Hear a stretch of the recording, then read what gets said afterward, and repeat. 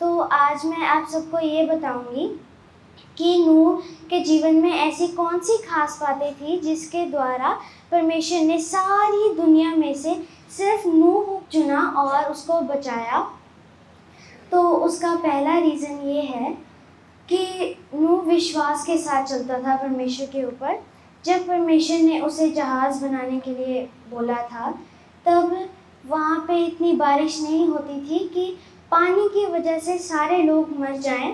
तो नूह ने फिर भी विश्वास किया, उसने क्वेश्चंस नहीं उठाए।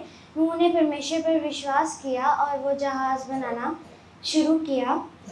जब परमेश्वर ने जल प्रलय को पृथ्वी पर भेजा, तब सारे लोग मर गए, सिर्फ नूह का परिवार ही बचाया गया, क्योंकि नूह के परिवार ने परमेश्वर पर भरोसा किया, इसलिए नूह का परिवार सारी दुनिया में से बचाया गया।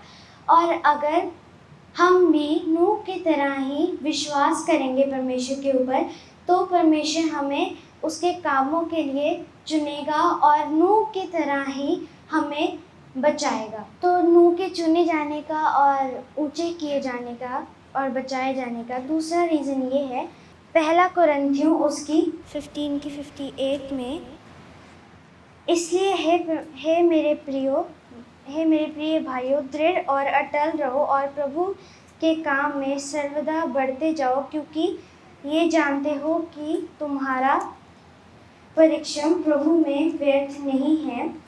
तो जैसे कि ये वचन में लिखा है कि हमारी की गई मेहनत, परमेश्वर में की गई मेहनत कभी व्यर्थ नहीं जाती। और जब परमेश्वर ने नूह को ये असाइनमेंट दी थी कि उसने जहाज़ बनाना है, तो उसको जहाज़ बनाने में 120 साल लग गए थे।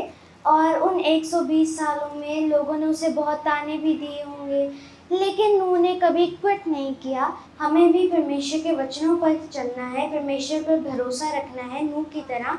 और वैसे ही अगर हम भी अपनी स्टडीज़ में अगर हम कर रहे हैं, तो हमें भी क्विट नहीं करना। अगर हमें रिज़ल्ट नहीं भी मिल रहा, तो फिर भी हमें क्विट नहीं करना। नूह की तरह ही उस काम में अटल रहना है, उस काम में अड़े और खड़े रहना है, और परमेश्वर हमें रिज़ल्ट देगा।